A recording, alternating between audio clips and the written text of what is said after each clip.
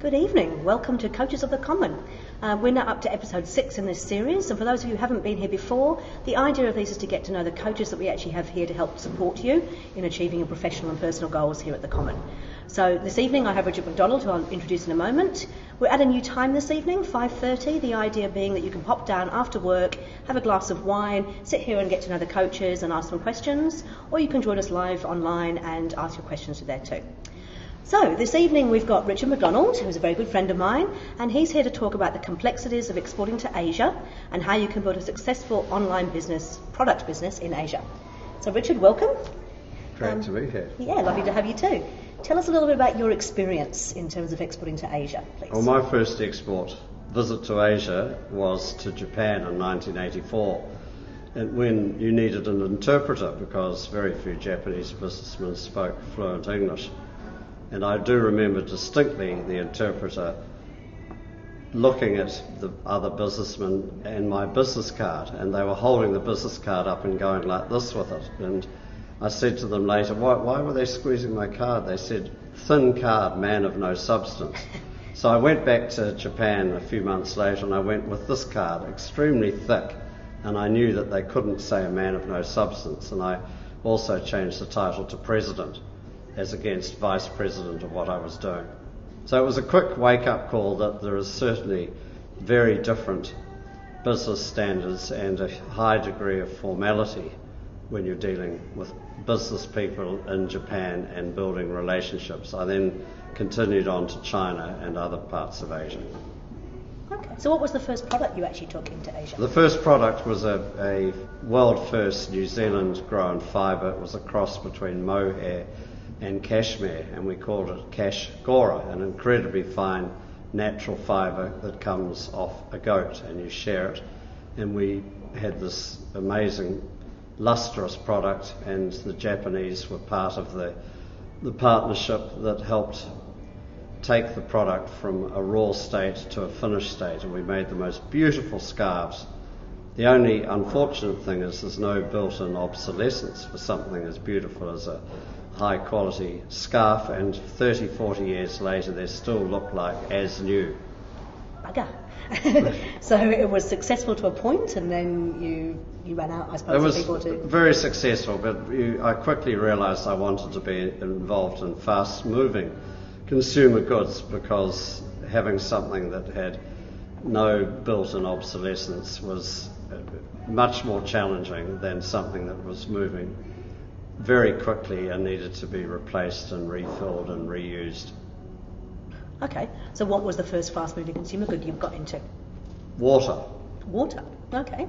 Tell me about the water. water. So in 1991 I started exporting my first brands of water from Christchurch, and the relationships took some time to develop, and that's a huge mistake New Zealanders make, where they think they can fly in and fly out and they've got the best possible relationship and friendship and orders will flow. The conservative history of Asian businessmen and women is to develop a relationship slowly, and you may well know of the case of a New Zealand carpet manufacturer that made 63 trips to China before he cemented solid and sustainable business. So that's at one extreme, but it's impossible to fly in, fly out and do it the Kiwi way, thinking that you have your best friend and an order book that's going to be filled. You have to nurture these relationships slowly and with great understanding of the nuances of how Asian businessmen and women think. So what would you say is the major difference between the way that the Asian business people think and the way that we think over here in New Zealand? Well, that's a great question. As you become friendly with Asian businessmen and women all over the whole of Asia, they're quick to remind you, and particularly the Chinese, that they've been doing business for 5,000 years. Yep. And they really do have some serious experience in conducting business, and they're not exaggerating. So we are a young country of just about 200 years old. We're very immature in a business sense. We need to learn from our Asian friends and colleagues and fit into their culture of slowly maturing these friendships, relationships and trust. So it's really interesting. We get a lot of clients that come in here who are really keen to get into China particularly, and they go, well, China, huge market, massive opportunity, so therefore, we should be able to get a huge, even a small percentage of the market share will actually give us a huge return. But it's not quite as easy as that, is it? It's extremely difficult. It's traditional. There's multi-layers of trusting relationships that you need to understand. And I know many people think English is the business language, but I emphasise all the time the importance of having other languages in your toolkit, and ideally in China you need to have Mandarin to understand the nuances and to fast track the trust and the partnership strength. You can't do it quickly, and you certainly can't do it just speaking English. So not even with an interpreter, it's not as easy as just taking an interpreter along and... No.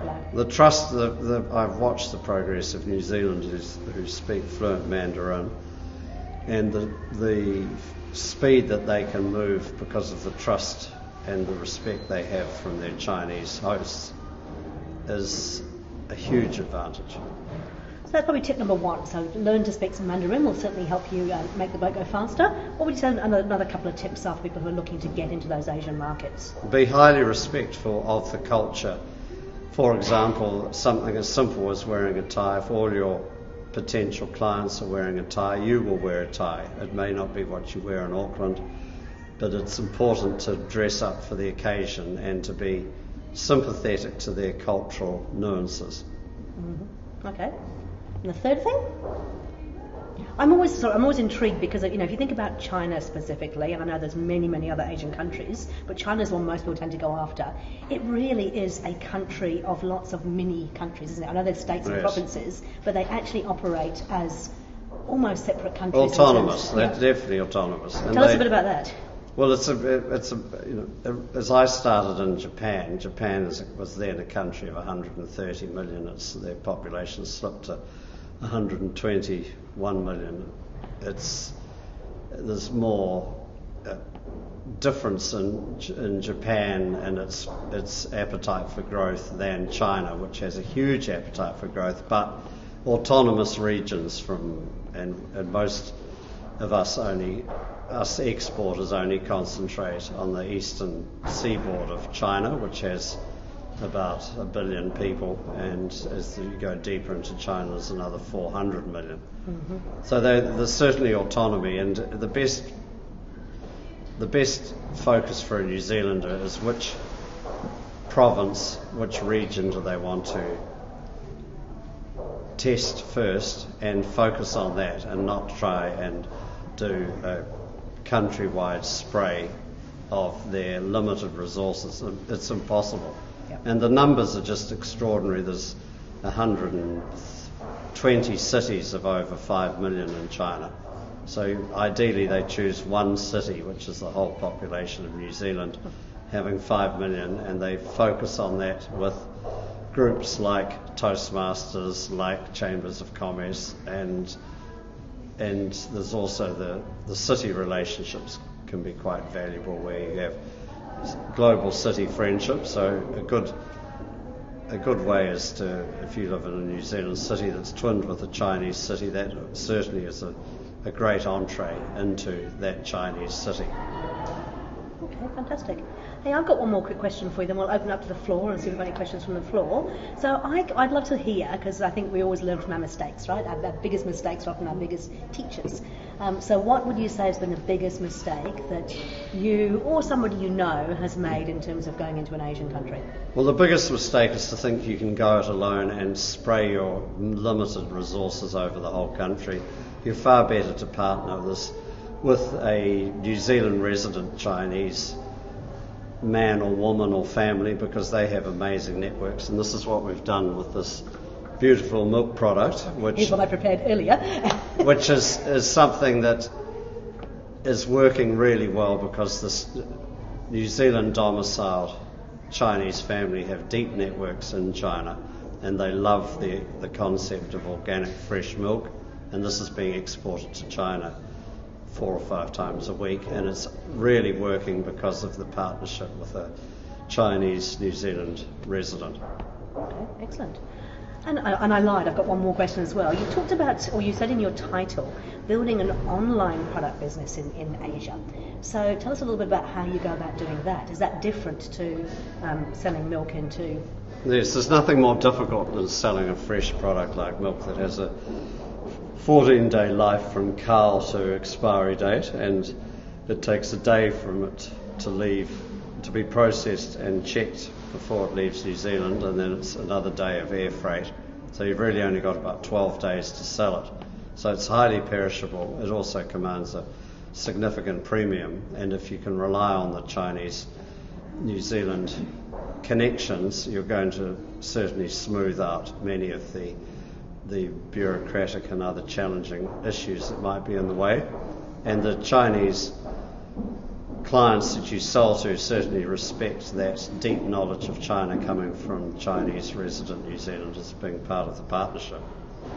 A pure online presence is something like our Manuka oil-based ointments, and that's certainly gaining traction. How we've entered China there is actually New Zealanders buying it online, and therefore it's going through the grey market. We don't have a Chinese website yet. It's part of the next strategy in 18 months' time, but currently a large amount of this product, which is encouraging healing all sorts of skin conditions, is finding its way into China through our New Zealand website.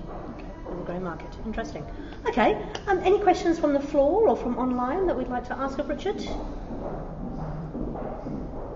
Is there a relationship between India and New Zealand in the export business, since India is part of Asia? Well, India is an incredibly important part of Asia. However, the barrier is no free trade agreement, and the Indians are incredibly slow and conservative as a government, as a bureaucracy, in being brave enough to have a free trade agreement. If only they could learn from the Chinese experiment, giving the first free trade agreement in 2008 to New Zealand. China learnt from that and has now offered them to other countries. We just hope that India could move quickly, because there's a massive impediment with the punitive duties on everything that you export from New Zealand to India. The Indian middle class people love our products. They love the New Zealand story. They understand New Zealand far better than Chinese because of our Commonwealth history, our cricket history, and the fact that we've even lent them a New Zealander to coach the Indian cricket team. We have deep relationships with India, but we're frustrated that the trade barriers are punitive, and anyone that's listening to this that can fast track a free trade agreement between India and New Zealand would be a hero in both the Indian middle class living in India and New Zealand exporters. Okay. Any other questions? No, that's cool. Okay, so one thing I would like to say, Richard is actually here at the Common quite regularly, so if you do want to find out more, he's got a wealth of knowledge he can't possibly share in 15 minutes, including, the grey market is a whole topic unto itself. Obviously you've got the getting into the different Asian countries, but also the whole online space. If you've got any questions around those, you're more than welcome to drop into the Common at any time, or you can go to our Common website and actually find Richard's contact details on there. Richard, is there anything else you'd like to share as a parting comment with our audience this evening? The importance of India should never be underestimated. There are hundreds of New Zealand exporters frustrated and desperate to do business in India, and it will happen, but the faster it happens, it's a win-win for both countries. Fantastic. Okay, well, thank you very much. Before we go, I'd like to talk to you about next week's speaker. So next week we've got Rosemary Killip, and Rosemary's going to talk to us about how you can earn significant dollars through engaging workshops and online training. Now, she knows about this subject because she's had a business for 18 years called Building Networks, and that actually helps to train in the building industry, and she can share her knowledge about how she's actually grown that business and kept it going for 18 years. She's got the top 5 tips from her latest book, which is called Switch Them On, and she will be here next week, same time, same place. So we're here at the Common, 5:30 on a Tuesday evening. Drop in on the way home from work. We'll have fresh wine, beer, some nibbles and things. Feel free to ask some questions. And again, Richard, thank you very much. Really appreciate it. Pleasure. Thanks. Great to see you, Deborah. Good to see you. Thank you, everybody. See you.